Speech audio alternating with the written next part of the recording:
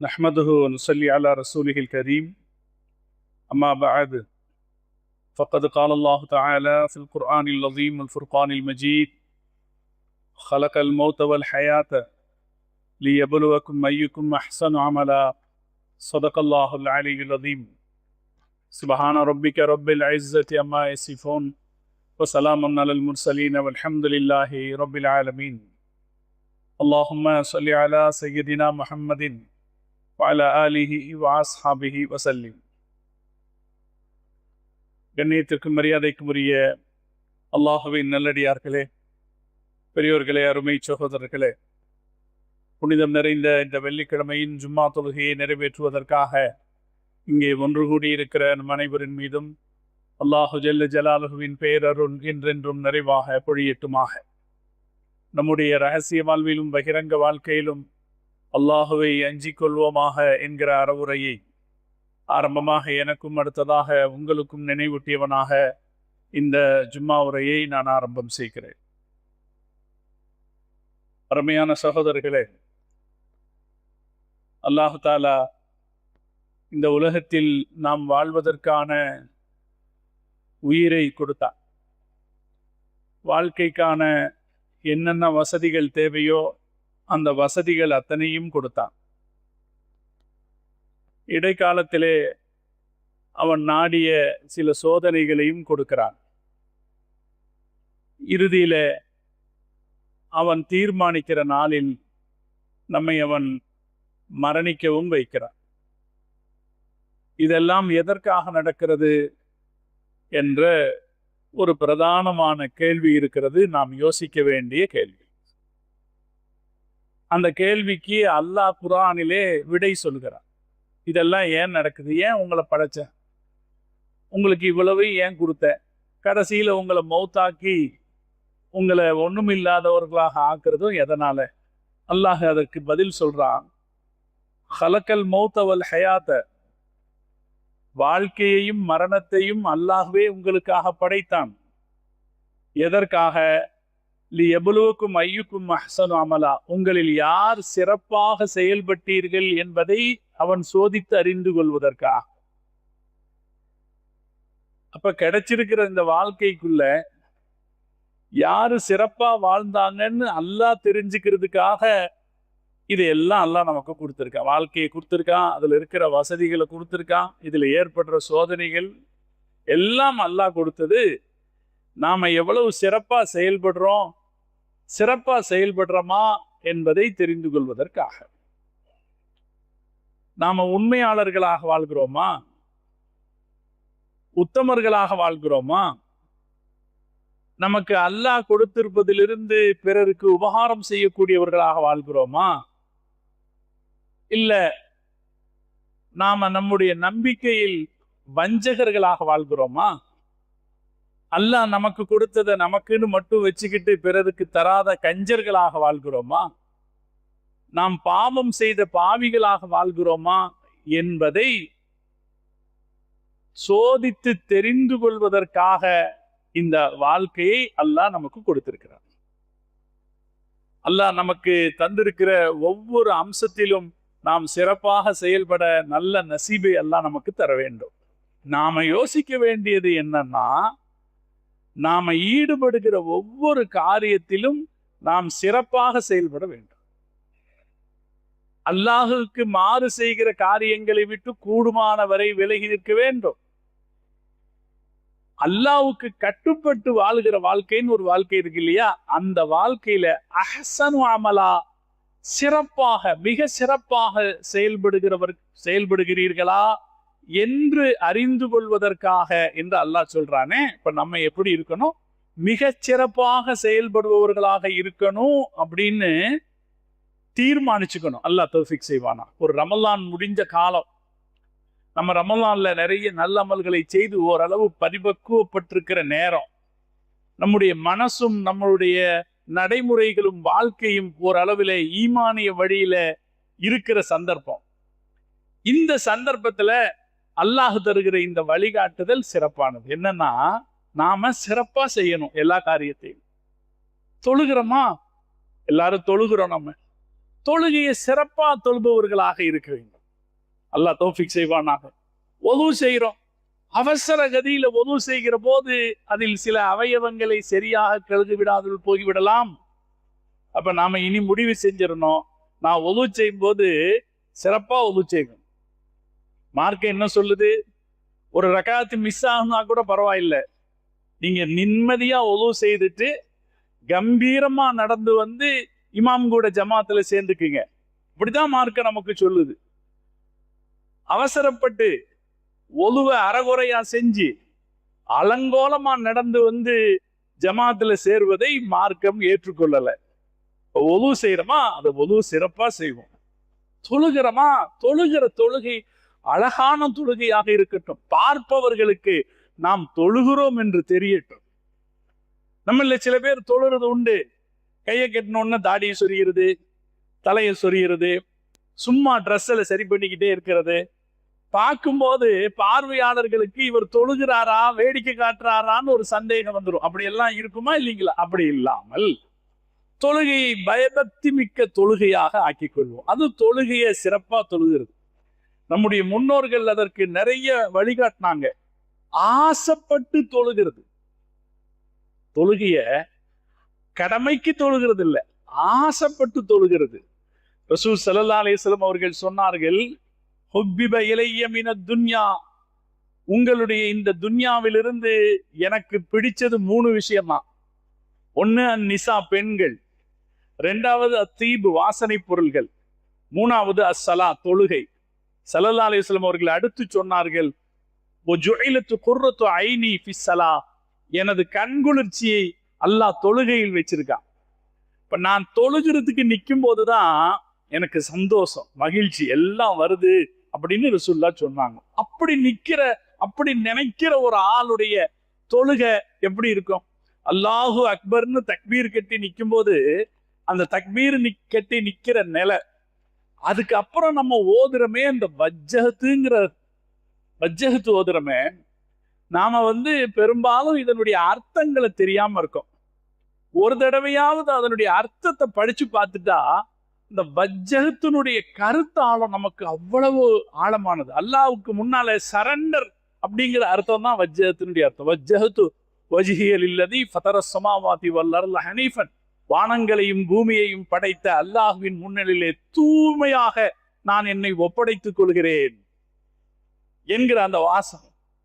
அப்ப இப்படி தொழுகைக்கு நிற்கும் போது அந்த தொழுகை எப்படி இருக்கும்? ஒரு சிறப்பான தொழுகையாக இருக்கும். சராசரி தொழுகையாக இல்லாமல் சிறப்பான தொழுகையா இருக்கும். அப்ப நம்ம தொழுதோம்னா அந்த தொழுகையை சிறப்பாக்கிக்கணும். நம்முடைய முன்னோர்கள் தொழுகையை சிறப்பாக்கிக்கிறதுக்கு நிறைய வழிவகைகளை கையாண்டார்கள். தொழுகையில பயபக்தியோடு இருக்கிறதுன்னு மட்டும் இல்லை, இந்த ஃபர்லான தொழுகைக்கு கொடுக்கிற முக்கியத்துவத்தை பல இடங்கள்ல வெளிப்படுத்தினாங்க. அதி இப்னு ஹாத்தம் ரஹ்மத்துல்லாஹி அலைஹி அவர்கள் சொல்வார்கள், மா உகீமத்து ஸலாத்து முந்து அஸ்லம்து இல்லா வஅனா அலா வுதுஇன், நாம் முஸ்லிம் ஆனதிலிருந்து இகாமத் சொல்லும் போது நான் வுதுவோட இருப்பேன். தொழுகைக்கு அவர் கொடுத்த முக்கியத்துவத்தை அவர் சொல்றாரு. நான் முஸ்லிம் ஆனதிலிருந்து இகாமத் சொல்லும் போது வுதுவோட இருப்பேன்.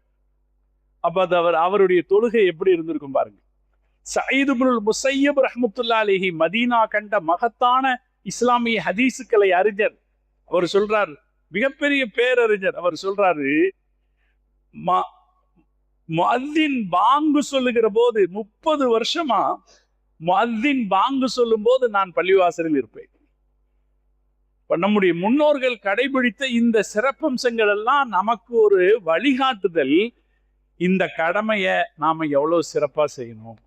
ஒரு உதாரணத்துக்கு சொல்றேன், இதுல மட்டும் இல்லை, ஒவ்வொரு விஷயத்திலையும் ஜகாத்து கொடுக்கிறோமா, ஜகாத்தை சிறப்பா கொடுக்கறது. ஜகாத்தை ஏதோ நமக்கு தோணுன மாதிரி ஏதோ ஒரு அளவு காசுக்கு நிர்ணயிச்சு இந்த காசு நம்ம கொடுப்போம், இந்த வருஷம் ஒரு 10,000 கொடுப்போம், அதுக்கு அடுத்த வருஷம் இன்னொரு 2,000 சேர்த்துக்குவோம் அப்படின்னு இல்லாம ஜகாத்தை கரெக்டா கனெக்ட் பண்ணி சரியா யார்கிட்ட கொண்டு போய் கொடுக்கணுமோ, எப்படி கொண்டு போய் சேர்க்கணுமோ அப்படி கொண்டு போய் சேர்த்து கொடுக்கறது. இது ஜகாத்தை சிறப்பா கொடுக்கறது.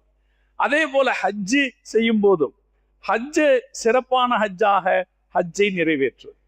குடும்ப வாழ்க்கையும் அப்படித்தான். நாம் லா இலாஹ இல்லல்லாஹ் சொல்லி இருக்கிறோம், முஸ்லிம் என்கிற அடையாளத்தோடு இருக்கிறோம். நம்முடைய குடும்ப வாழ்க்கை சிறப்பான குடும்ப வாழ்க்கையாக இருக்க வேண்டும்.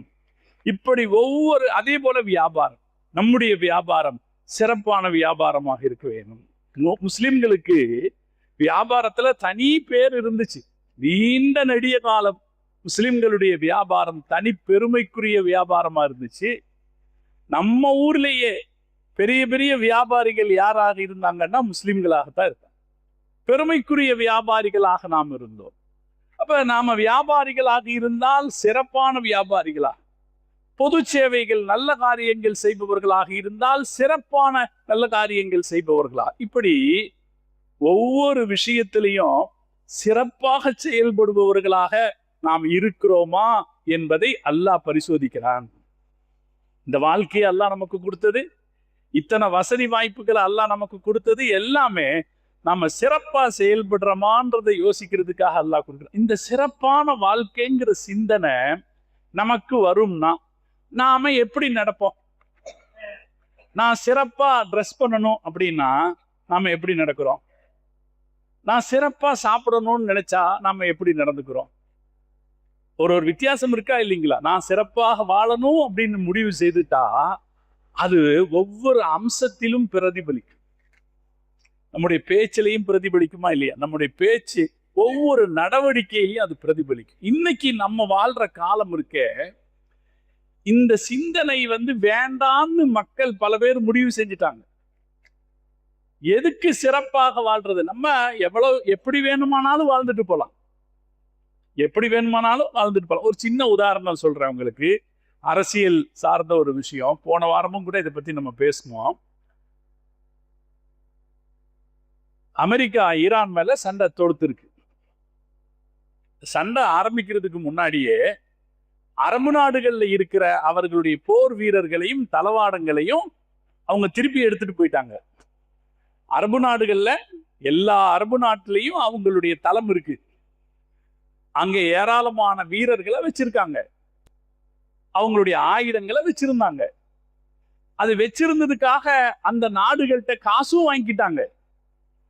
சவுதி கிட்ட, பஹ்ரைன் கிட்ட, கத்தார் கிட்ட காசு வாங்கிட்டாங்க. கத்தருக்கு ராணுவமே அமெரிக்க ராணுவம் தான்.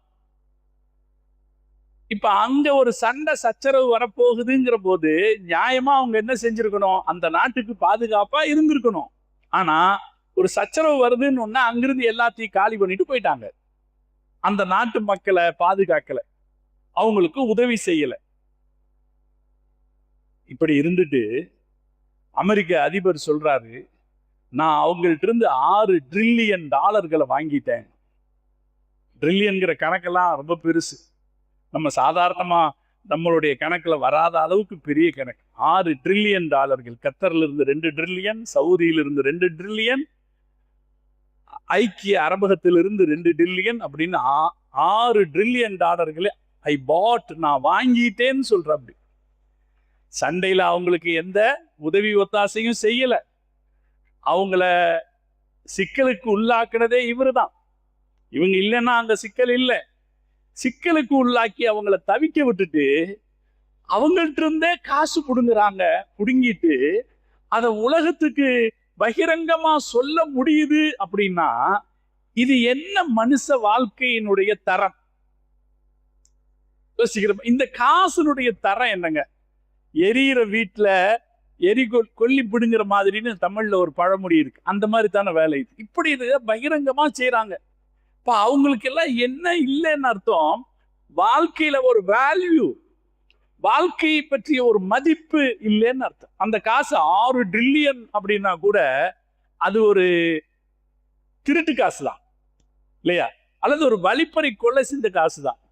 நீங்க காஷ்மீரில் இருக்கிற மக்கள், அங்க இருக்கிற கொஞ்சம் மக்கள் சேர்ந்து ஈரானில் பாதிக்கப்படக்கூடிய மக்களுக்காக 17 கோடி ரூபாய் சேர்த்திருக்காங்க. அதுல ஒரு அம்மா ஒரு கோழி கொண்டு வந்து கொடுக்குது. நம்ம பள்ளிவாசலுக்கு எங்க கொடுப்பாங்களா இல்லையா? கோழி, ஆடு கொடுக்குற மாதிரி ஒரு கோழி கொண்டு வந்து கொடுக்குது. ஒரு அம்மா கம்மல் கொண்டு வந்து கொடுக்குது. ஒரு அம்மா ஒரு மோதிரத்தை கொண்டு வந்து கொடுத்து, இத்தனை காலமா என் கணவருடைய ஞாபகமா இந்த மோதிரத்தை வச்சிருந்தேன், அதை நான் இப்ப ஈரான்காரங்களுக்காக கொண்டு வந்து கொடுக்குறேன்னு சொல்லி கொடுத்துருக்கு. ஒரு 17 கோடி ரூபாய் சராசரி சாமானிய மக்கள் கொடுத்த காசு. இதனுடைய மதிப்பு எப்படிப்பட்டது? ஆனா இவர்களுடைய பார்வையில், இந்த அரசியல்வாதிகளுடைய பார்வையில் 6 டிரில்லியன் என்பது பெருசு, 17 கோடிங்கிறது சின்னது. இயல்பாக ஈமான் நமக்கு கற்றுக் கொடுக்கிறது என்ன? எது உண்மையான காசோ, எது நல்ல காசோ அது மதிப்பிற்குரியது. எது அபகரிக்கப்பட்ட அடுத்தவனுடைய இடமிருந்து நிர்பந்தமாக பறிக்கப்பட்ட காசோ அது நஜீஸுக்கு சமமான, இல்லையா? இதுதானே நம்ம மார்க்க கத்துக் கொடுக்கிறது. வாழ்க்கையில இன்னைக்கு ஒரு சாராருக்கு சிறப்பு அப்படிங்கிறதே வேண்டான்னு ஆயிப்போச்சு. அதெல்லாம் தேவையில்லை. காசோட வாழ முடியுதா, அதிகாரத்தோட வாழ முடியுதா, இப்படி ஊர்க்காரங்களை மிரட்டி வாழ முடியுதா, அது பெருசு என்று நினைக்கிற சூழ்நிலை உருவாகி கொண்டிருக்குது. இதிலிருந்து மாறி நின்று சிறப்பான வாழ்க்கை வாழ வேண்டும் என்று கற்றுத்தருகிற, தொடர்ந்து வலியுறுத்துகிற ஒரு மார்க்கம் நம்ம மார்க்கம். ஒவ்வொரு இடத்திலையும் நாம சிறப்பா வாழணும் அப்படின்னு சொல்லி கொடுக்கிற மார்க்கம் நம்ம மார்க்கம். அதுக்கான வழிவகைகளை சொல்லி கொடுக்கிற மார்க்கம் நம்ம மார்க்கம். எந்தெந்த விஷயத்துல எப்படி எப்படி சிறப்பா வாழ்றதுங்கிறத நம்ம மார்க்கத்தை மாதிரி வேற யாரும் சொல்லி தந்திருக்க முடியாது. ஹசரத் அபூபக்கர் சித்திக் ரலியல்லாஹு தஆலா மனித குலம் கண்ட மகத்தான மனிதர், மனித குலம் கண்ட மகத்தான பெருமனிதர், நபிமார்களுக்கு அடுத்து இஸ்லாமிய நம்பிக்கையில் பரிசுத்தமானவர், போற்றுதலுக்குரியவர் ஹசரத் அபூபக்கர் சித்திக் ரலியல்லாஹு தஆலா அவங்க ஒரு செய்தி சொன்னாங்க. 7 விஷயங்களை 7 விஷயத்தாக நாம் சிறப்பாக்கி கொள்ளலாம் சொன்னாங்க. முதல்ல நிஅமத்து, அல்லாஹ் நமக்கு நிஅமத்து கொடுத்திருக்கான்னு வைங்களேன். இந்த நிஅமத்தை சிறப்பானதாக்கிக்கிறதுக்கு வழி என்ன? நமக்கு அல்லாஹ் நிஅமத்து கொடுத்திருக்கானா இல்லையா? மூச்சு விடுறோம், அல்லாஹ் கொடுத்த நிஅமத்து. பாக்கெட்ல மதிய சாப்பாட்டுக்கு காசு வச்சிருக்கோம், அல்லது வீட்டுல சாப்பாடு ஆகிக்கிட்டு இருக்கு, இது அல்லாஹ் கொடுத்த நிஅமத்து. நாம தொழுதுட்டு திரும்பி போறதுக்கு ஒரு வீடு இருக்கு, அது அல்லாஹ் கொடுத்த நிஅமத்து. அந்த வீட்டுல நம்மளை எதிர்பார்த்துட்டு ஒரு குடும்பம் இருக்கு, அது அல்லாஹ் கொடுத்த நிஅமத்து. நமக்கு மழை பெய்கிற போது, வெயில் அடிக்கிற போது பாதுகாத்துக் கொள்வதற்கு ஒரு கூரை இருக்கிறது, அது அல்லாஹ் கொடுத்த நிஅமத்து. நமக்கு ஒரு மதிப்பும் மரியாதையும் இருக்குது, அது அல்லாஹ் கொடுத்த நிஅமத்து, இல்லையா? நாம நினைச்சோம் லொஹர் ஜும்மாவுக்கு வரணும்னு நினைச்சோம், வந்துட்டோம். வரக்கூடிய சுதந்திரம் நமக்கு இருக்கு, இது அல்லாஹ் கொடுத்த நிஅமத்து. பல நாட்டுல அப்படி இல்லைங்க. ரஷ்யால ஒருத்தர் இருக்கிறான்னா ஜும்மா தொழுகைக்கு போலான்னு கேட்டா அனுமதி கிடைக்காது, போலான்னு நினைச்சா பள்ளிவாசலும் இருக்காது. இப்ப அல்லாஹ் நமக்கு இந்த நிஅமத்துகளை எல்லாம் கொடுத்துருக்கானா இல்லையாங்க? இந்த நிஅமத்தை சிறப்பாக்கிக்கிறது எப்படி? ஹசரத் அபூபக்கர் சித்திக் ரலியல்லாஹு தஆலா அன்ஹு சொல்றாங்க, நீங்க நன்றியின் மூலம் அதை சிறப்பாக்கி வையுங்கள். அல்லாஹ் உங்களுக்கு எவ்வளவு நிஅமத்து கொடுத்திருக்கானோ அந்த நிஅமத்தை நன்றியால் சிறப்பாக்குங்கள். நன்றியால் சிறப்பாக்குங்கள்னா என்ன அர்த்தம்? அல்ஹம்துலில்லாஹ் அல்ஹம்துலில்லாஹ் அல்ஹம்துலில்லாஹ் சொல். அல்லாஹ் தௌஃபீக் செய்வானா. எந்த செய்தியை பேசுகிற போதும் அல்ஹம்து. யாராவது உங்களை வந்து கேட்கிறாங்க, எப்படி இருக்கீங்க, எப்படி இருக்கீங்க, என்ன சொல்லுவோம்? நம்ம என்ன சொல்லுவோம்? நல்லா இருக்கோம்னு சொல்லுவோம். அதுக்கு முன்னால இன்ஷா அல்லாஹ் அல்ஹம்துலில்லாஹ் நல்லா இருக்கோம்னு சொல்லுவோம். அல்லாஹ் நமக்கு கிருபை செய்வானா. அல்ஹம்துலில்லாஹ் எவ்வளவு பெரிய வார்த்தை. அல்ஹம்துலில்லாஹ் அல்ஹம்துலில்லாஹ் அல்லாஹ் நினைச்சதுனால தானே நம்ம நல்லா இருக்கோம். அல்லாஹ் நினைக்கிறதுனால தானே நம்ம நல்லா இருக்கோம். அல்லாஹ் நமக்கு உதவி செய்யலாட்டி நாம எப்படி இருப்போம்? இப்போ அதனால இனிமேல் நம்ம யாரும் கேட்டா அல்ஹம்துலில்லாஹ், போன்ல கூட கேட்பாங்க, எங்க எப்படி இருக்கீங்க? அல்ஹம்துலில்லாஹ் நல்லா இருக்கும். கேட்பாங்களா இல்லையாங்க? இப்படி அல்ஹம்துலில்லாஹ் சொல்லி பழகிட்டா ஒரு நாள்ல எத்தனை அல்ஹம்துலில்லாஹ் சொல்லிடுவோம். நல்லா இருக்கீங்களா? அல்ஹம்துலில்லாஹ் நல்லா இருக்கும். அதே போல சாப்பிட்டீங்களா? அல்ஹம்துலில்லாஹ் சாப்பிட்டோம். அதே போல அல்ஹம்துலில்லாஹ் சரியான நேரத்துக்கு வந்துட்டோம். ஒரு கல்யாணத்துக்கு போறோம் அல்லது ஒரு ரயிலை பிடிக்க போறோம், அல்ஹம்துலில்லாஹ் சரியான நேரத்துக்கு வந்துட்டோம். அதே போல எத்தனை குழந்தைங்க இருக்காங்க? அல்ஹம்துலில்லாஹ் 3 குழந்தைங்க இருக்காங்க. படிச்சிருக்கீங்களா? அல்ஹம்துலில்லாஹ் நான் டிகிரி வாங்கியிருக்கேன். அல்லாஹ் நமக்கு தந்திருக்கிற ஒவ்வொரு நிஅமத்துகளையும் நீங்கள் சிறப்பாக்கி கொள்வதற்கான வழி என்ன? அபூபக்கர் சித்திக் ரலியல்லாஹு தஆலா அன்ஹு கற்றுத் தருகிறார்கள். அல்ஹம்துலில்லாஹ் சேர்த்து சொல்லுங்க. அல்ஹம்துலில்லாஹ்வை சொல்லிக்கிட்டே இருங்க. எந்த நிமிஷத்தில் வேண்டுமானாலும் அல்லாஹ் கொடுத்திருக்கிற இந்த நிஅமத்து நம்மை விட்டு பறிபோவதற்கு வாய்ப்பு இருக்கிறது. இருக்கா இல்லையாங்க? நம்ம நரம்பு ஒரு சின்ன சுளுக்கு, நரம்பில் ஏற்படுகிற ஒரு சின்ன சுளுக்கு நம் வாழ்க்கையை முடமாக்கி விடுகிற ஆபத்து இருக்கிறது. நாம் ஈடுபட்டிருக்கிற ஒரு சின்ன வியாபாரம் தடம் மாறுகிற போது நேற்றுக்கு பாருங்க 10 லட்சம் கோடிகள் ஷேர் மார்க்கெட்ல நஷ்டம் ஏற்பட்டு விட்டதுன்னு சொல்றான். அதனால் பலருக்கு நிமிஷ நேரத்துல பணக்காரங்களா இருந்தவங்க சாதாரண நிலைக்கு கீழே இறங்கி வந்துடுறாங்க. இப்படி ஏற்படுவதற்கான ஆபத்துகள் இருக்கிற சூழ்நிலையில நாம நியாமத்தை அனுபவித்துக் கொண்டிருக்கிற ஒவ்வொரு சந்தர்ப்பத்திலும் அந்த நியாமத்தை அழகுபடுத்துவது எப்படின்னா, அல்லாஹ்வுக்கு நன்றி சொல்லி அந்த நியாமத்தை அழகுபடுத்தும். நான் ஏற்கனவே உங்ககிட்ட ஒரு செய்தி சொல்லியிருக்கேன். உஸ்தாத் ஒருத்தர் அவர் ஒரு நிகழ்ச்சிக்கு போறார். போனா அந்த நிகழ்ச்சிக்கு ஒரு பெரிய பணக்காரர், அந்த ஊர்ல இருக்கிற ஒரு பெரிய பணக்காரர், அவரை நம்பி ஒரு 100 குடும்பம் வாழுது. அவ்வளவு பெரிய பணக்காரர், ஒரு பெரிய தொழிலதிபர். அவரை அறிமுகப்படுத்துறாங்க ஹசரத் கிட்ட. பொதுவா நிகழ்ச்சி நடத்துறவங்களுக்கு இந்த மாதிரி முக்கியஸ்தர்கள் ஒரு முக்கிய தேவையாக இருக்கும். அவர்கிட்ட கொண்டு போய் அறிமுகப்படுத்தினா ஹசரத் ஒரு 2 நிமிஷம் கூட பேசல, டக்குன்னு திரும்பி வந்துட்டார். நிகழ்ச்சிக்காரங்களுக்கு ஏற்பாடு செய்தவங்களுக்கு அது ஒரு ஏமாற்றமா இருக்கு. அவர்கிட்ட ஏன் ஹசரத் ஒரு 5 நிமிஷம் பேசி இருக்கலாமே அப்படின்னு ஒரு ஏமாற்றம். அவர்கிட்ட கேட்குறாங்க, ஹசரத் என்ன அப்படி விட்டுட்டு வந்துட்டீங்க அவரை? இப்போ ஹசரத் சொல்றாரு, அவரை பார்த்தேன், நீங்க எல்லாம் அறிமுகப்படுத்தி வச்சதுனால எப்படி இருக்கீங்கன்னு கேட்டேன். எப்படி இருக்கீங்கன்னு கேட்டா ஏதோ நடக்குது அப்படின்னு சொல்றாரு.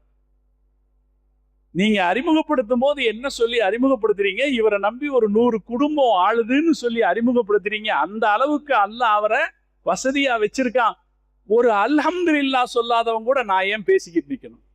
இவ்வளவு இருந்தும், இவ்வளவு கிடைத்திருந்தும் ஒரு அல்ஹம்துலில்லாஹ் சொல்லாதவரோடு நான் ஏன் பேசிக்கொண்டு? சகோதரர்களே, அல்ஹம்துலில்லாஹ் நிஅமத்தை சிறப்பாக்கி வைக்கும்.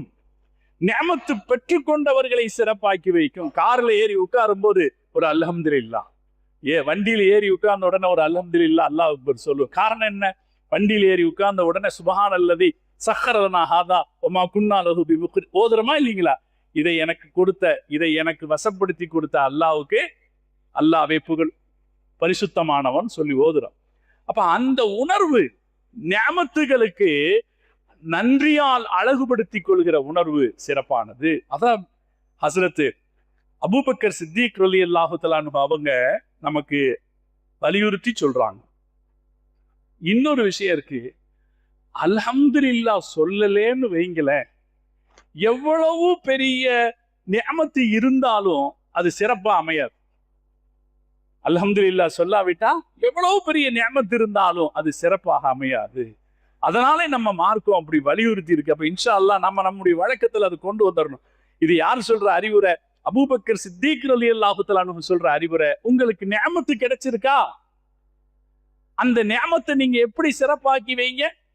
அல்ஹம்துலில்லாஹ் சொல்லி சிறப்பாக்கி வையுங்க. அதே போல ஹசரத் 2வது ஹசரத் அபூபக்கர் சித்திக் ரலியல்லாஹு தஆலா அன்ஹு சொன்னாங்க, சோதனைகளை பொறுமையால் சிறப்பாக்குங்கள். மனுஷ வாழ்க்கையில சோதனை இல்லாம இருக்காது. காசு பணத்துல சோதனை, ஆரோக்கியத்துல சோதனை, பிள்ளைங்களால சோதனை, குடும்ப உறவுகள்ல ஏற்படுகிற சிக்கலால சோதனை, யாரால் ஏற்படுகிற அவமரியாதையால சோதனை, அல்லது நமக்கு இயல்பாக சில நேரங்கள்ல மனக்கவலைகள் இருக்கும். காரணமே தெரியாம சில மனக்கவலைகள் இருக்கும். இப்படி பல சோதனைகள் வரும். அந்த சோதனைகள் வரும்போது சிறப்பாக வாழ்வதனுடைய அடையாளம் என்ன? தளர்ந்து போவதல்ல, பதட்டம் அடைவதல்ல, பொறுமையாக இருப்பது. ஹசரத் அபூபக்கர் சித்திக் ரலியல்லாஹு தஆலா அன்ஹு சொல்றாங்க, பொறுமையாக இருப்பது. மார்க்க அறிஞர்கள் சொல்லுவாங்க, ஒரு சோதனை நடந்த பிறகு 3வது நாள் எப்படி நடந்துக்குவீங்களோ அதே போல முதல் நாள் நடந்துக்குங்க. ஒரு சோதனை, ஒரு வீட்டுல ஒரு உயிரிழப்பு ஏற்பட்டுருச்சுன்னு வைங்க. உயிரிழப்பு ஏற்பட்ட உடனே ஃபர்ஸ்ட் நாள் என்ன செய்வாங்க? கதறி துடிப்பாங்க. சில நேரத்துல தேவையில்லாததெல்லாம் பேசிடுவாங்க. 1 மணி நேரம் 2 மணி நேரம் கழிய நாட்கள் செல்ல 3வது நாள்ல என்ன வந்துடும்? சாப்பிடணும், சாப்பிட்டு தான் ஆகணும், தூங்கித்தான் ஆகணும். மக்களோட ஒரு சராசரி நிலைமை வருமா இல்லையா? அறிஞர்கள் சொல்றாங்க, ஹசரத் அபூபக்கர் சித்திக் ரலியல்லாஹு தஆலா அன்ஹுடைய இந்த கருத்தின் அடிப்படையில் அறிஞர்கள் சொல்லுவாங்க, ஒரு சோதனை ஏற்பட்டா 3வது நாள் எப்படி நடந்துக்குவீங்களோ அது மாதிரி முதல் நாள்லயே நடந்துக்க பழகுங்க. இந்த பொறுமை சோதனைகளை நாம சிறப்பாக கைகொள்ள வழிவகை செய்யும். மார்க்க அறிஞர்கள் சொல்லுவோம், அல்லாஹ் தஆலா அப்படி பொறுமையா இருக்கும்போது இப்போ சிலர் திடீர்னு சண்டைக்கு வந்துருவாங்க, தேவையில்லாம சண்டைக்கு வருவான், அனாவசியத்துக்கு சண்டைக்கு வரும். இப்ப நம்ம ரோட்ல போறோம்னு வைங்களேன், ரோட்ல போகும்போது நாம ஒழுங்கா போனாலும் குறுக்க வந்து போறவன் அவன் வீணா தேவையில்லாம சண்டைக்கு வருவான். இயல்பா நம்மளுடைய கோபம் கிளறும். அப்ப இந்த கோபத்தை அடக்கி பொறுமையா இருந்தா நல்லது. அதுக்கு அல்லாஹ் கொடுத்த, குர்ஆன்ல அல்லாஹ் கொடுத்த ஒரு வாசகம் இருக்குதுங்க, அற்புதமான வாசகம். இன்னல்லாஹ மஅஸ் ஸாபிரீன், அல்லாஹ் பொறுமையாளர்களோடு இருக்கிறார். இவங்க கூட சண்டை போடலாம், இவங்க கூட சண்டை போட்டா நம்ம கூட யார் இருப்பா? சைத்தான் இருப்பான். இவங்க கூட சண்டை போட வேணாம், நாம பொறுமையா இருப்போம் அப்படின்னு நினைச்சா நம்ம கூட யார் இருப்பா? அல்லாஹ் இருப்பான். இது எல்லா விஷயத்திலும், குடும்பத்துல, மற்ற வியாபாரம் செய்யற இடத்துல, எல்லா இடத்துலையும் ஒரு சோதனைன்னு வரும்போது பொறுமையை கடைபிடிச்சா அல்லாஹ் நம்ம கூட இருப்பான் நிச்சயமாக. இது யார் சொல்றது? யார் சொல்றது?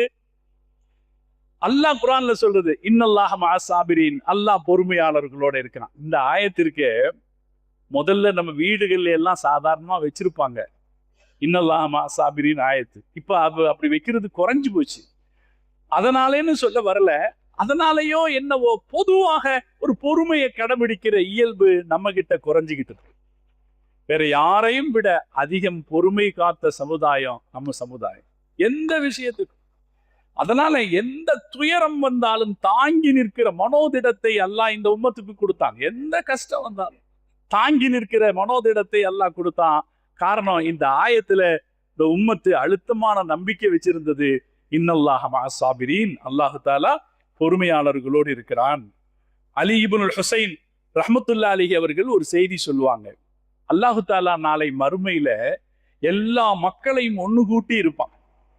எல்லா மக்களையும், நல்லவர்கள் கெட்டவர்கள் எல்லாரையும் அல்லாஹ் தஆலா மறுமையில ஒண்ணு கூட்டி இருக்கும்போது ஒருத்தர் வந்து கூப்பிடுவார், யுனாதி முனாதின், ஒருத்தர் வந்து கூப்பிடுவாரு, ஐன சாபிரூன், பொறுமையாளர்கள் எங்கே? யார் யார் பொறுமையாளர்கள் கேட்பாங்க.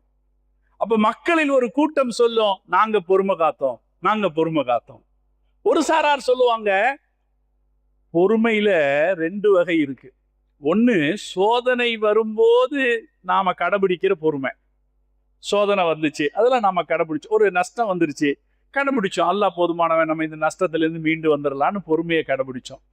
சோதனை வரும்போது கடைபிடிக்கிற பொறுமை ஒண்ணு இருக்கு. இன்னொரு பொறுமை இருக்கு, வணக்க வழிபாடுகளை செய்வதற்கான பொறுமை, தாழ்த்துக்கான பொறுமை. இப்ப நம்ம தொழுகணும்னா அதுக்கு என்ன வேணும்? ஒரு பொறுமை வேணும். வேற அது மாதிரி மார்க்க கடமைகளை நிறைவேற்றுறதுக்கு ஒரு பொறுமை வேணும். அப்ப பொறுமையில ரெண்டு வகை இருக்கு. சோதனைகளை தாங்கிக் கொள்கிற பொறுமை, கடமைகளை நிறைவேற்றுகிற பொறுமைன்னு ரெண்டு பொறுமை இருக்கு. மலக்குகள் நாளை மறுமையில கேட்பாங்க, ஐன சாபிரூன், பொறுமையாளர்கள் எங்கேன்னு கேட்டா இவங்க எல்லாரும் வருவாங்க. வந்து சொல்லுவாங்க, நாங்க அல்லாஹ் எங்களுக்கு கொடுத்த சோதனைகளை பொறுமையா கையாண்டோம். இன்னொரு சாரார் சொல்லுவாங்க, அல்லாஹ் எங்களுக்கு என்ன கடமைகளை சொன்னானோ அந்த கடமைகளை நாங்க பொறுமையா கையாண்டோம் என்று சொல்லும் போது அந்த மலக்கு சொல்வார், அன்தும் கமா குல்தும், உண்மைதான், நீங்கள் சொல்வது போல நீங்கள் நடந்து கொண்டீர்கள், உதுகுலுல் ஜன்னா, சொர்க்கம் செல்லுங்கள் என்று அந்த மலக்கு சொல்லுவார். அப்படின்னா சொர்க்கத்துக்கு முதல்ல யார் போவா? பொறுமையாளர்கள் செல்வார்கள். இந்த செய்தி சொல்லுகிற செய்தி, அல்லாஹ் பொறுமையாளர்களோடு அல்லாஹ் இருக்கு. அதனால எந்த கஷ்டம் வந்தாலும் சரி, நான் அடிக்கடி ஒரு செய்தி பல தடவை உங்களுக்கு சொல்லியிருக்கேன், ஒரு மனக்கவலை வந்துச்சுன்னா தஸ்பீ எடுத்து லா இலாஹ இல்லல்லாஹ் சொல்லுங்க. அது பொருளாதாரத்தில் ஏற்பட்ட கஷ்டமோ அல்லது வேற குடும்பங்களுக்குள்ள பிரச்சனையோ வேறு எந்த வகையான, அல்லது சில நேரத்துல சும்மா இருந்தாலே ஒரு கவலை மாதிரி இருக்குமா இல்லையா, அதை போக்குறதுக்கான வழி என்னன்னா லா இலாஹ இல்லல்லாஹ், லா இலாஹ இல்லல்லாஹ், அஸ்தக்ஃபிருல்லாஹ், அஸ்தக்ஃபிருல்லாஹ் சொன்னா அது போயிடும். காரணம், அப்ப அல்லாஹ் நம்ம கூட வந்துருவான். அது ஒரு பொறுமையின் அடையாளம். இந்த தஸ்பீஹ் செய்வது பொறுமையின் ஒரு அடையாளம். எனவே அருமையானவர்களே, நான் இதை விரிவா சொல்லல. ஹஸ்ரத் அபூபக்கர் சித்திக் ரலியல்லாஹு அன்ஹு 7 விஷயம் சொல்றாங்க.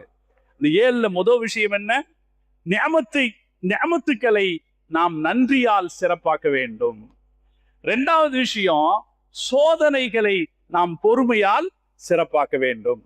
3வது சொன்னாங்க, அறிவை நிதானத்தால் சிறப்பாக்க வேண்டும். ஒரு மனுஷனுக்கு அறிவு கிடைக்குதுன்னு வைங்க, அந்த அறிவுக்கான அடையாளமே என்ன? அவன் வாழ்க்கையில நிதானம் வரணும்.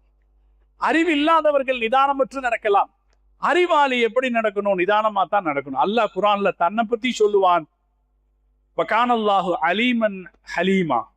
அல்லாஹு தாலா அறிஞனாகவும் ஹலீமன் நிதானமானவனாக இருக்கிறார். அல்லாஹ் என்ன செய்யறது? அல்லாஹ்வுடைய நிதானத்துக்கு உதாரணம் என்ன? இப்ப நம்ம வீட்டுக்கு ஒரு விருந்தாளி வரார், ரொம்ப வேண்டப்பட்ட ஒரு விருந்தாளி.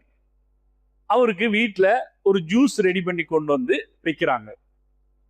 அது முன்னாடி வைக்கப்பட்டிருக்கும் போது ஒரு குழந்தை, ஒரு 3 வயசு குழந்தை, வீட்டுல இருக்கிற ஒரு 3 வயசு குழந்தை ஓடி வந்து அந்த ஜூஸ் டம்ளரை தட்டி விட்டது. தட்டி விடும்போது அந்த வீட்டுக்காரர் எவ்வளவுதான் அந்த குழந்தையின் மீது அன்புள்ள வீட்டுக்காரரா இருந்தா கூட ஜூஸ் டம்ளரை தட்டி விட்டோன்னு என்ன செய்யும்? அவருக்கு ஒரு கோவம் வரும். அந்த குழந்தைய சிடுசிடுப்பார், குழந்தைய மிரட்டிடுவார். உனக்கு புத்தி இல்லையான்னு குழந்தைய பார்த்து கேட்பார் இல்லையா? இப்ப அதிக அன்பு இருந்தாலுமே கூட குழந்தைக்கு எந்த விவரம் இல்லைன்னு தெரிஞ்சா கூட குழந்தையை கண்டிப்பது நம்முடைய இயல்பு. நாம எவ்வளவு தவறு செய்யறது அல்லாஹ் பார்க்கிறான். நம்ம செய்யற தவறுகள், எவ்வளவு தவறுகளை தெரிஞ்சும் தெரியாமலும் செய்கிற தவறுகளை எவ்வளவு அல்லாஹ் பார்க்கிறான். அல்லாஹ் கோவிச்சா என்ன ஆகுறது? இப்ப அல்லாஹ் அவ்வளவு நிதானமாக இருக்கான். இவனை இப்படி இதுக்காக எல்லாம் பிடிச்சிடக்கூடாதுன்னு அல்லாஹ் நிதானமா இருக்கான. இது அல்லாஹ்வுடைய நிதானத்துக்கு அடையாளம். இப்ப அல்லாஹ் நிதானமானவன், அறிவாளிகள் நிதானமாகத்தான் இருக்க வேண்டும்.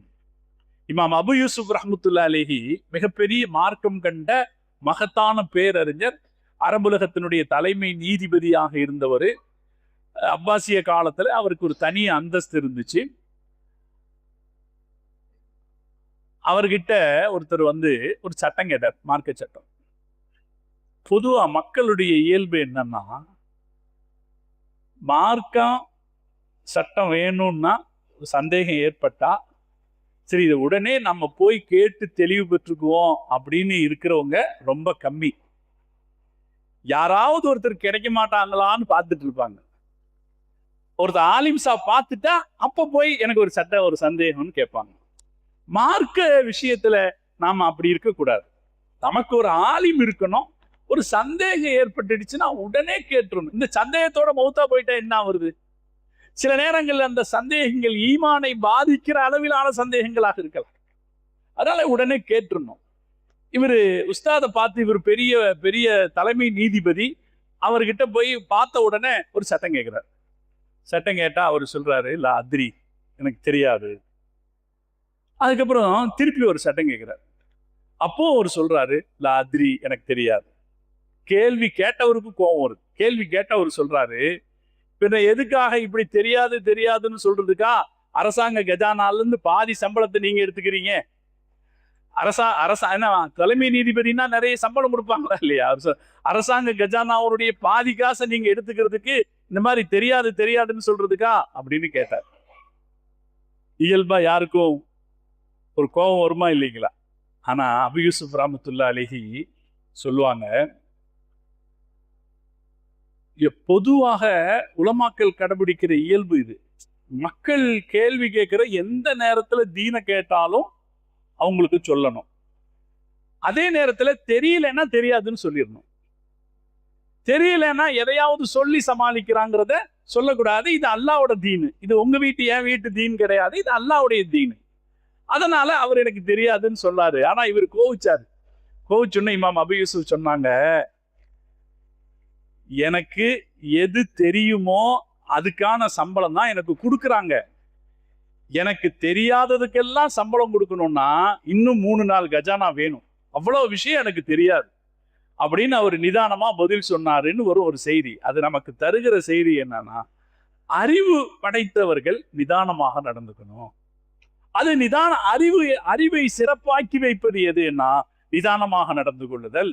அதற்கு அடுத்து ஹசரத் அபூபக்கர் சித்திக் ரலியல்லாஹு தஆலா அவர்கள் 4வதா சொல்லுவாங்க, கல்வி கற்கக்கூடிய மாணவர்களுக்கு சிறப்பு என்னன்னா, அவங்க இயலாமையை வெளிப்படுத்துவது. எல்லாருக்கும் இது பொருந்தும். நம்ம எல்லாருமே மாணவர்கள் அல்லது மாணவர்களாக இருக்கிறவங்களுக்கு பொருந்தும். மாணவர்களாக இருக்கும் போது எல்லாம் எனக்கு தெரியும்னு நினைக்க கூடாது. படிக்கிற காலத்திலேயே சில எல்லாம் எனக்கு தெரியும்னு நினைக்க கூடாது. எனக்கு தனக்கு தெரியாத மாதிரியே இருந்து கொள்ளணும். அப்பதான் நிறைய விஷயங்களை கத்துக்கொள்றதுக்கான வாய்ப்பு கிடைக்கும். இப்ப மாணவர்களை புத்திசாலித்தனத்திற்கான அடையாளம் என்னன்னா, இயலாமையை வெளிப்படுத்துவது. எனக்கு அதிகமா தெரியாது என்று நினைப்பவர்களே அதிகம் படித்துக் கொள்வார்கள். ஏன்னா இதெல்லாம் எனக்கு தெரியும்னு நினைச்சுட்டா அதுக்கு மேல படிக்கிறதுக்கான வாய்ப்பு இல்லை. அதனாலதான் வயசு 50க்கு மேல தாண்டும் போது அந்த பருவம் எப்படிப்பட்ட பருவம்னா, இயலாமை வந்துருச்சு. ஆனா அதை ஒத்துக்கிறதுக்கு மனசு வராது.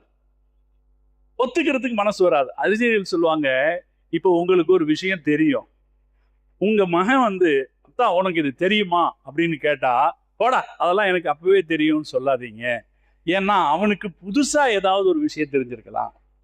இப்போ உங்களுக்கு உங்களுடைய 50 வயசு அனுபவத்துல தெரியாத ஒரு விஷயம் உங்களுக்கு புதுசா தெரிஞ்சிருக்கலாம். கேட்டுக்கங்க. ஒருவேளை உங்களுக்கு தெரிந்ததையே அவர் திருப்பி சொல்வாரானாலும் அது உங்களுக்கு நன்மையானதாகத்தான் இருக்கும்.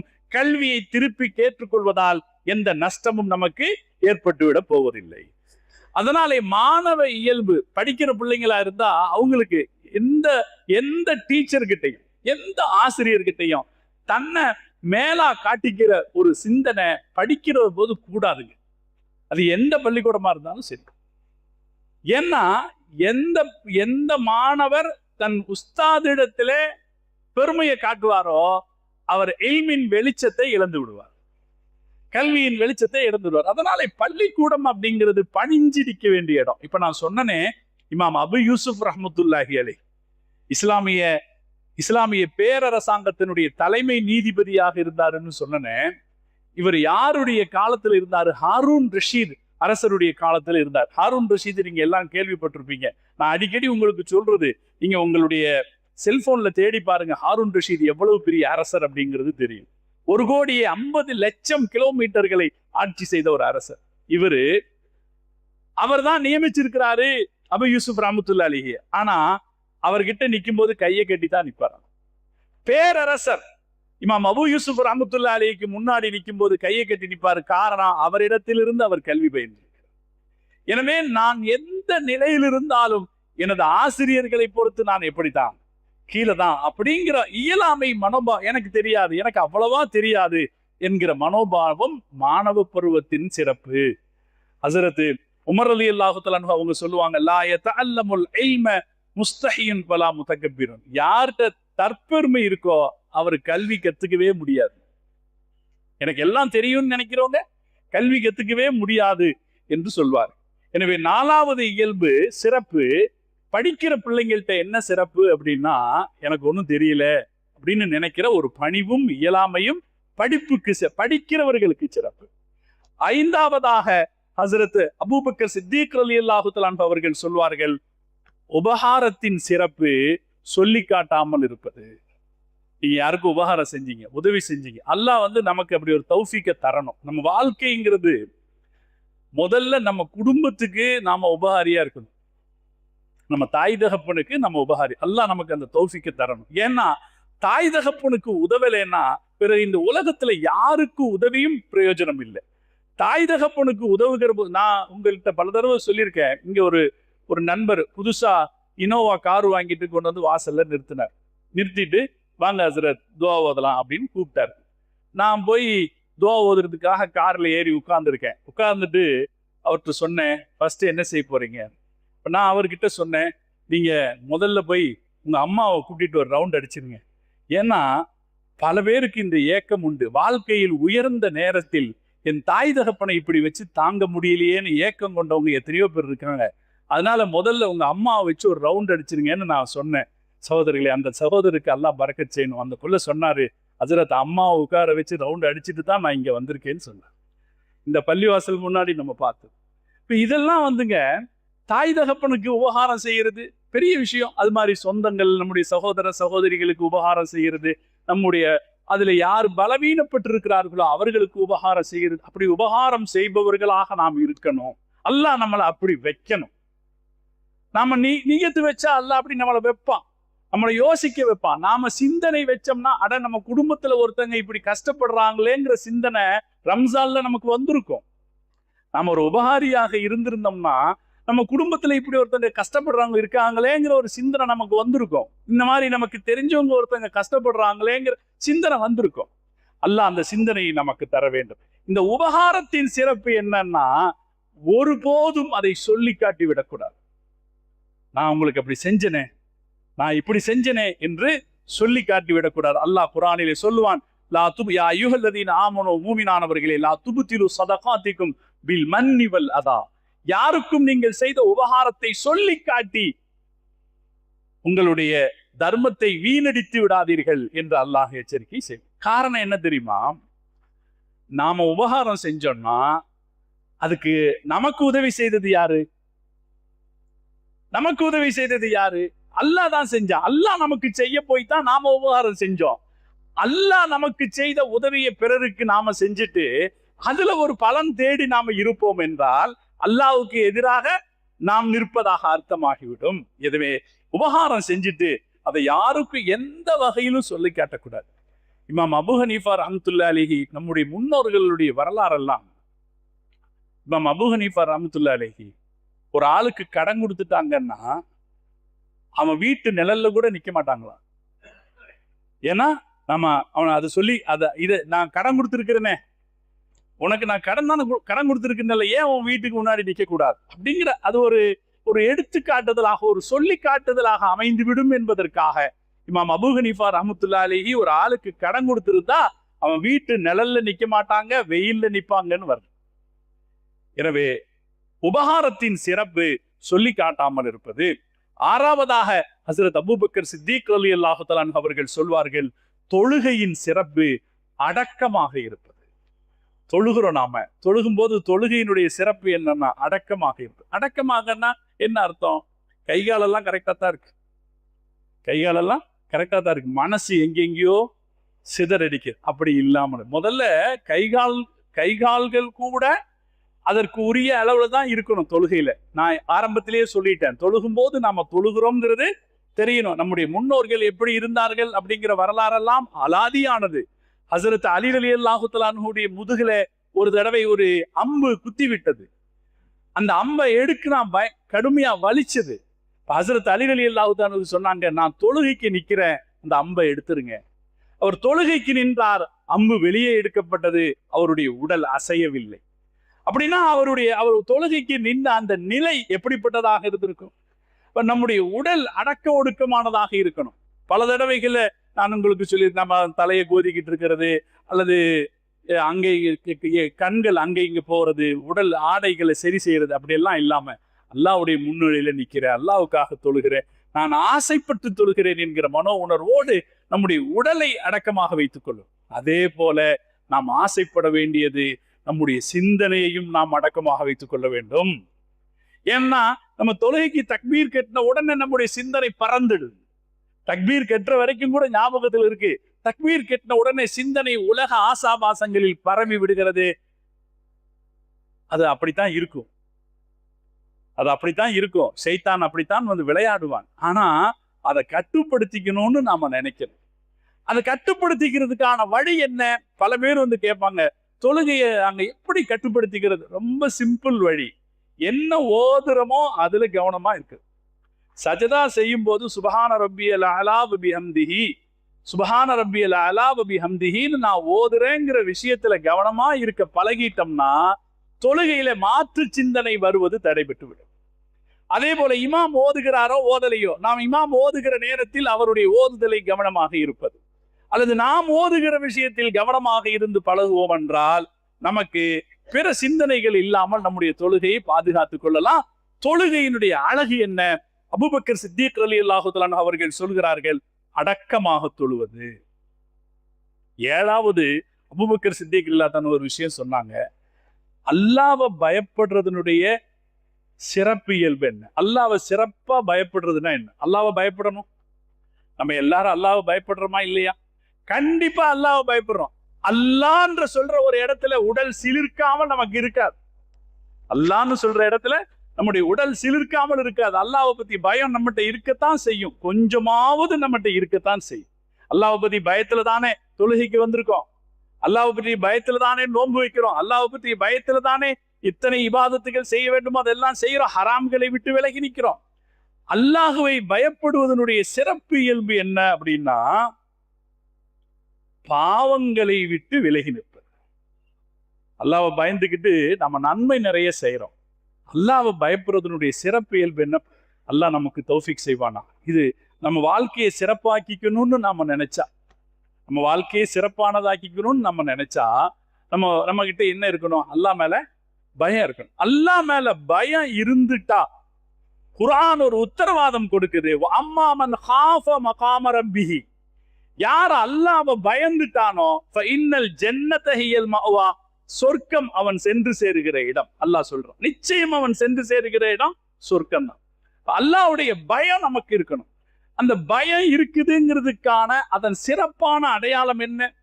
அதன் சிறப்பான அடையாளம் என்னன்னா, ஒரு பாவம் நம்ம முன்ன வரும்போது வேண்டாம் அப்படின்னு அல்லாஹ்வை பயந்து விட்டுறணும். ஒரு பாவத்தை அல்லாஹ்வை பயந்து விட்டுறணும். கண்களால் செய்கிற பாவமாக, நாவால் செய்கிற பாவமா, காதுகளால் செய்கிற அல்லாஹ் தௌஃபீக் செய்வானா. ஏன்னா இன்னைக்கு நம்ம வாழ்ற உலகம் இருக்கே, சுத்தி சுத்தி சுத்தி பாவங்கள் சூழ்ந்த உலகத்தில் நம்ம வாழ்றோம். காரணம், ஒரு கிடைச்சிருக்கிற ஒரு சுதந்திரம், ஒரு காலம் இருந்துச்சு. ஒரு 40 வருஷத்துக்கு முன்னாடி சமுதாயம் நம்மளை பாவம் செய்ய விடாம தடுக்கும். சமுதாயம் நம்மளை தடுக்கும். மனசுல ஆசைப்பட்டா கூட சமுதாயம் நம்மளை செய்ய விடாது. ஆனா இன்னைக்கு கிடைச்சிருக்கிற வாய்ப்புல இந்த சமுதாய கட்டுப்பாடுகள் எல்லாமே போயிடுச்சு. அதனால ரொம்ப சுதந்திரம். எங்க வேண்டுமானாலும் யாரு வேண்டுமானாலும் பாவம் செய்யலாம். பாவம் செய்தா செய்யாதேன்னு சொல்றவன உலகம் கண்டிக்குது. பாவம் செஞ்சா, நீங்க நம்ம பார்க்குக்கு போறோம், பூங்காக்களுக்கு போறோம், சின்ன சின்ன பிள்ளையும் பையனுமா நிக்கிறாங்க. நிக்கிற கோலம் பார்த்தா கன்றாவியா இருக்கு. எந்த பையனோ யார் பெற்ற பிள்ளையோன்னு நமக்கு ஒரு சங்கடம் தோணுச்சுன்னா நம்மளா துவா செஞ்சுட்டு போயிட வேண்டிதான். நீ யாருன்னு கேட்க கூடாது. கேட்டா போலீஸ் நம்மள சொல்ல, நீ யாரு கேட்கறதுக்கு? அப்படி உலகம் ஒரு திறந்த வெளியாக இருக்கிற போது, சுதந்திரங்கள் வழங்கப்பட்டிருக்கிற சூழ்நிலையில எங்கும் பாவம் செய்வதற்கான வழிகள் திறந்து கிடக்கிற போது, ஈமானை சிறப்பாக்கிக் கொள்வதற்கான வழியை ஹஸரத் அபூபக்கர் சித்தீக் ரலியல்லாஹு தஆலா அவர்கள் சொல்கிறார்கள். அல்லாஹ்வை பயப்படுறது சிறப்பாக்கிக்கணும்னா பாவம் செய்யறது நிறுத்துங்க, கொஞ்சம் கொஞ்சமா நிறுத்துங்க, முடிஞ்ச வரைக்கும் பாவம் செய்யறது நிறுத்துங்க. அல்லாஹ் தௌஃபீக் செய்வானா. நாம மனசு வச்சோம்னா நடக்குங்க. இளம் பிள்ளைகளுக்கு நான் சொல்லுவேன், இளம் சகோதரர்களுக்கு நான் சொல்லுவேன், வயதாகிற போது பாவம் செய்யாமல் முடியாமல் இருப்பது அது முடியாத காரணத்தினாலே, இளமையில் பாவம் செய்வதற்கான வாய்ப்புகள் இருக்கிற போது பாவம் செய்யாமல் இருக்கிற இளைஞர்கள் ஒவ்வொரும் வரும் வாழ்க்கையில் உயர்வார்கள். ஹஸரத் நபி யூசுப் அலைஹிஸ்ஸலாம் அவங்க அதுக்கு ஒரு உதாரணம். நம்முடைய மார்க்க வழிகாட்டு நூல்கள்ல, பல நூல்கள்ல, சின்ன வயசுக்காரரா இருந்து பாவம் செய்யாம ஒருத்தர் அல்லாஹ்வை பயந்து தப்பிச்சுட்டாருன்னா அவங்களுடைய கனவுல யூசுப் அலைஹிஸ்ஸலாம் பேசியிருக்கிறாரு. ஒன்னு ரெண்டு அல்ல, பல நூற்றுக்கணக்கான உதாரணங்கள் இருக்கு. ஒரு சகோதரர், ஒரு மனிதர், ஒரு இளைஞர் அல்லாஹ்வை பயந்து ஒரு பாவம் செய்யாமல் தவிர்ந்து கொள்வார் என்றால் அவருடைய கனவில் யூசுப் அலைஹிஸ்ஸலாத்தை பார்ப்பார். யூசுப் அலைஹிஸ்ஸலாம் அவர்கள் அவருக்காக பாராட்டு தெரிவிப்பார்கள். உனக்கு நல்ல நிலை ஏற்படும் என்று சொல்வார்கள். அவர் நல்ல நிலையை அடைவார். எனவே இளமை காலத்தில் இருக்கிற இளைஞர்களுக்கு ஒரு அருமையான வாய்ப்பு இருக்கிறது. வாழ்க்கையில பாவம் செய்யறது கொஞ்ச நேரம் சுகம்தான். அதை ஒரு நிமிஷத்துல தள்ளிட்டு போயிடலாம்னு நம்ம நினைச்சிட்டோம்னு வைங்களேன். இப்ப கிரிக்கெட் பார்க்காம இருக்க முடியுமா? முடியாதா? சில பேரு என்னானாலும் சரிதான், மேட்ச் பார்த்துட்டு தான் அடுத்த வேலைன்னு நினைக்கிறவங்க இருக்காங்க. சில பேருக்கு இந்த கிரிக்கெட்டுன்ற நினைப்பே இருக்கிறது இல்லை. இப்ப காரணம் என்ன? அவர் அந்த நினைப்பு விட்டுட்டார், அவ்வளவுதான். வேற இதுக்கு இடையில பெரிய முயற்சி ஏதாவது இருக்கா? இல்ல. கிரிக்கெட் தேவையில்லைன்னு ஒருத்தர் முடிவு பண்ணிட்டார், அவ்வளவுதான். இவர் கிரிக்கெட் தான் முக்கியம்னு முடிவு பண்ணார், அவ்வளவுதான். அப்ப தீமைகளை தவிர்ப்பது என்பது பெரிய மலையை முறிக்கிற காரியம் அல்ல, சின்ன முடிவுகள் தான் இந்த தீர்மானத்தை வைக்க. அதனாலே மார்க்க ஹஸரத் அபூபக்கர் சித்தீக் ரலியல்லாஹு தஆலாவுடைய 7வது அறிவுரை, நாம அல்லாஹ்வை பயப்படுறத சிறப்பாக்கி வைக்கிறது அப்படின்னா பாவத்தை குறைச்சிக்கிறது. அல்லாஹ் தௌஃபீக் செய்வானா. எனவே அருமையான சகோதரர்களே, வாழ்க்கையை சிறப்பாக வாழணும்னு நம்ம மார்க்கம் கத்துக்குது. அல்லாஹ் சொல்றான், இந்த உலகத்துல மௌத்தையும் ஹயாத்தையும் நான் படைச்சிருக்கேன்.